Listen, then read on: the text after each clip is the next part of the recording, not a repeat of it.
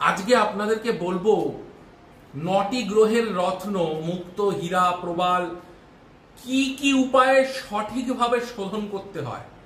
রত্ন সঠিকভাবে শোধন না করলে সে রত্নে কিন্তু কাজ করে না। অনেকেই ধারণা করেন যে পুরুত মশাইকে দিয়ে মন্দিরে গিয়ে পঞ্চামৃতে রত্ন শোধন হয়ে যাবে, ওইভাবে শুধু রত্ন ওই নিয়মে শোধন হয় না। তাহলে কি কিভাবে শোধন করবেন আসুন জেনে নিন। মুক্ত শোধন হয় জয়ন্তী পাতার রসে।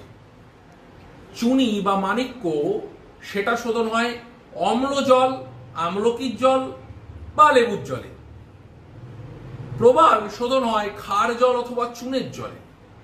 পোখরাজ সেটা শোধন হবে কিন্তু কুলুথ কলাইয়ের ডালে। হিরে বা ডায়মন্ড শোধন হবে কাটা নটের রসে।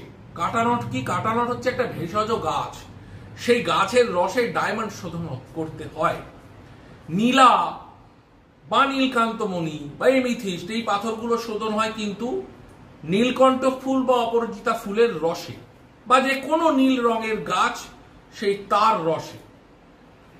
গোমেদ শোধন হবে গোরচনা মিশ্রিত জলে, গোমেদকে শোধন করতে হয়। আর ক্যাটসাই শোধন করে ত্রিফলা মিশ্রিত জলে, আমলকি, হরিতকি, বয়রা। এই মিশ্রণ দিয়েই নবগ্রহকে শোধন করতে হয়, এটাই সঠিক নিয়ম। সকলে ভালো থাকবেন।